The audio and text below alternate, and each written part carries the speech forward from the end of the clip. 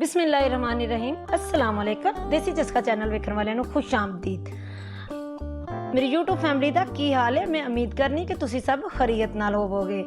अल्लाह ਤੁਹਾਨੂੰ खुश और आबाद रखे, आमीन सुम्मा आमीन। ਅੱਜ मैं ਤੁਹਾਡੇ ਵਾਸਤੇ ਲੈ ਕੇ ਆਈ ਹਾਂ ठंडा ਠਾਰ फालसे ਦਾ जूस, ਜਿਹੜਾ कि बड़ा ही मज़ेदार और बड़ा ज़बरदस्त बनता है और गर्मी ਦੀ बड़ी अच्छी सौगात है। चलो ਹੁਣ मैं ਤੁਹਾਨੂੰ ਬਣਾ ਕੇ ਵਹਾਨੀ ਆ। ग्राइंडर मशीन लैके उपर जग लगा दिता है। उस तो बाद उहदे विच एक पाइया फालसा जिहड़ा कि मैं चुक के धो के रख चुकी सां ओह पा दिता है। उस तो बाद इहदे विच 2 गिलास पानी दे पाने ने,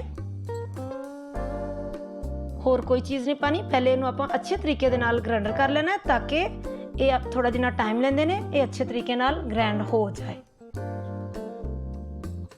अगर तुहानूं मेरी वीडियो अच्छी लगी है तो वीडियो नूं लाइक करना, चैनल नूं सबसक्राइब करना, बैल दे निशान नूं दबा के आल ते जरूर सैट करना। देख सकते हो फालसा अपना तकरीबन बड़े अच्छे तरीके नाल ग्राइंड हो चुके हैं। हुण मैं इहदे विच पावांगी चीनी, उस तो बाद इहदे विच पावांगी थोड़ी जिन्नी बर्फ।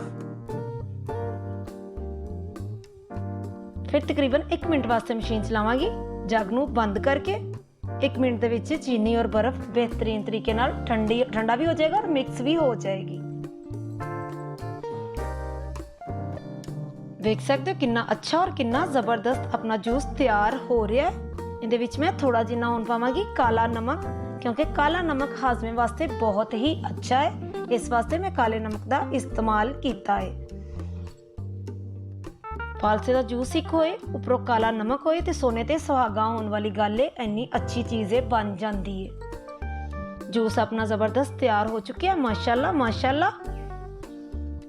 जग नूं मैं उपरों उतार लवांगी मशीन दे। हुण मैं तुहानूं गिलासां दे विच पा के वहावांगी कि कितना अच्छा ते किड्डा सोहना अपना जूस तैयार होया है।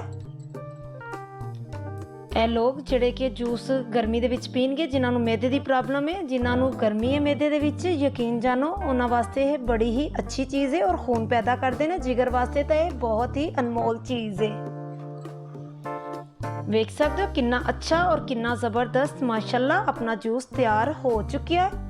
फिर मिलांगे एक नई वीडियो दे नाल। बाय बाय, अल्लाह हाफिज़।